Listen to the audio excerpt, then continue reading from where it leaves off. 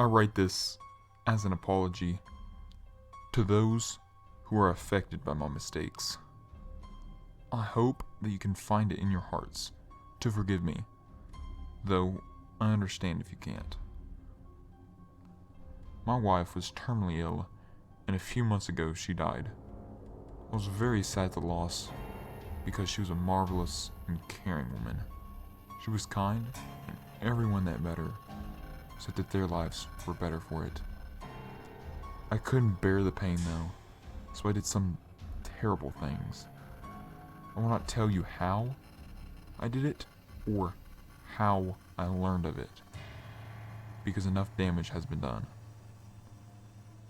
But I found a way to bring her back, to rise her from the dead.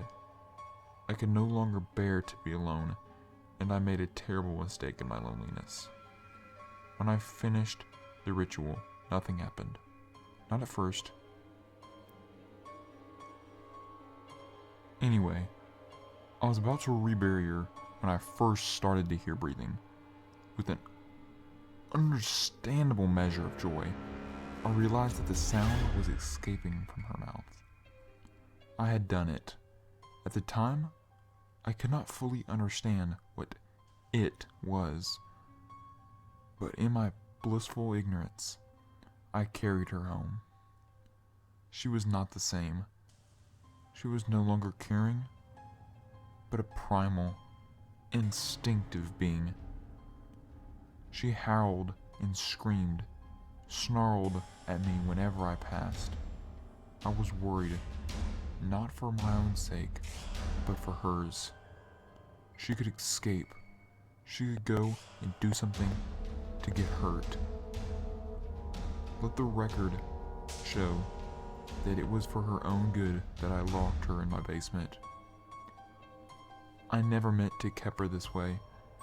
I never knew that my actions would set a chain reaction of unforgettable horrors into action.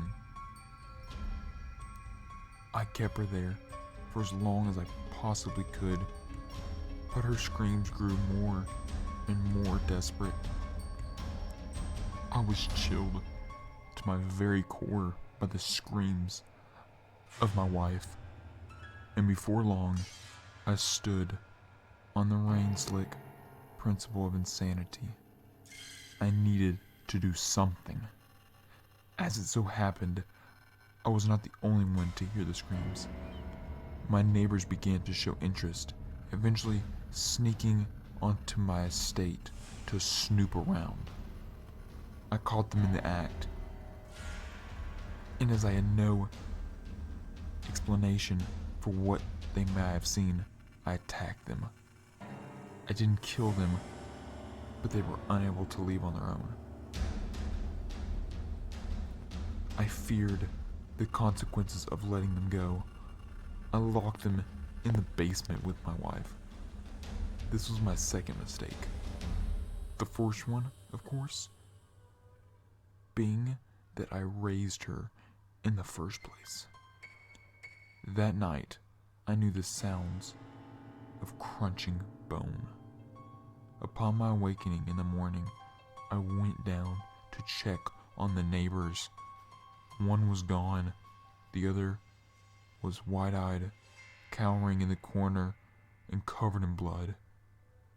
Something else was off, too, though at first I didn't know what. Then it hit me. The screams had subsided. My wife was asleep. She had fed, and now she slumbered. All this time, the screams were of hunger. I shut the door and went to lie down. She lasted a few more days, obviously fasting on the other neighbor. It seemed that she only needed to eat every few days. Now, I'm not proud of what I did next, but I didn't know what else to do. I went out at night, every few days, around the time that only a few people would be still around.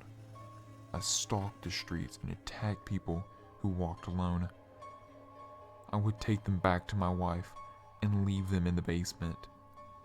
I would often wake from my slumber to hear their screams, cries for help.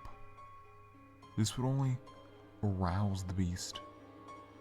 It would never last longer than a minute or so. 10 minutes of crunching and gurgling pleased. Later, the deed would be done, and I could rest easy for another few days. Although I did not kill anyone, I may as well have. It was my actions that brought about their death of so many, and my actions that robbed so many of their loved ones. How many torn and bloody rags did I have to burn? How many personal effects were destroyed by my hand?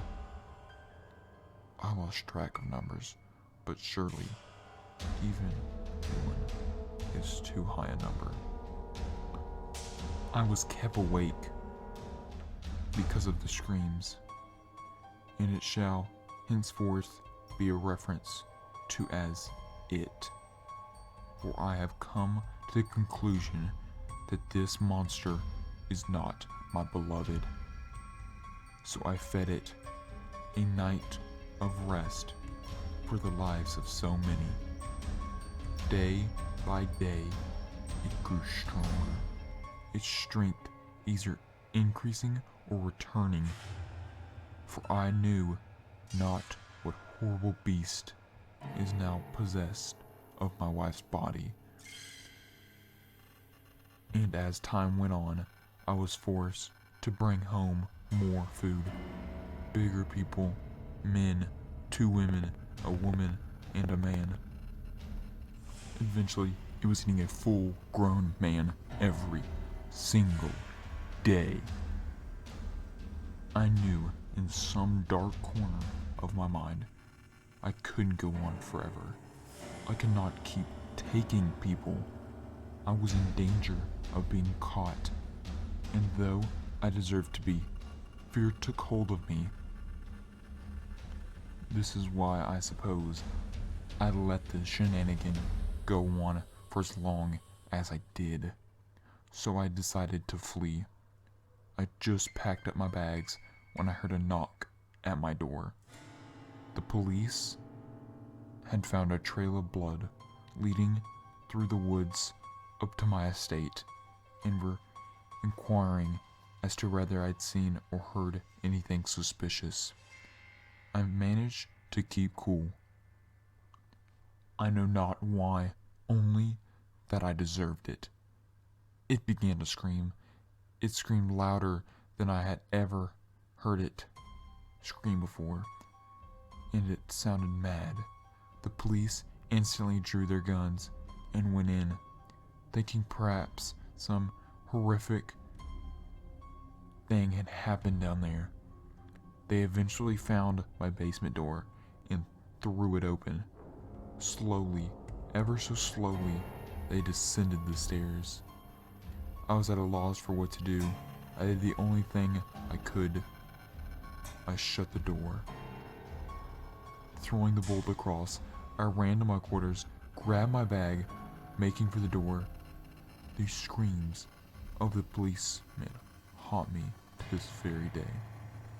I heard the sound of splitting blood burst out all over the basement. I ran as fast as my legs could carry me out of there, out into the streets of the town I had stalked, into a train, and left the place behind. My old home is a ghost town now, splashed with blood, yet no bodies remain. How I long to return to my estate, to gather up all my research and burn it, so that this might never happen again. I have made many attempts to go back. In fact, though every time I get near, I hear the beast, wild hollows, screaming for flesh. I know it haunts my home now. I know it wants my wife's skin. But the worst part of all this, I let it happen.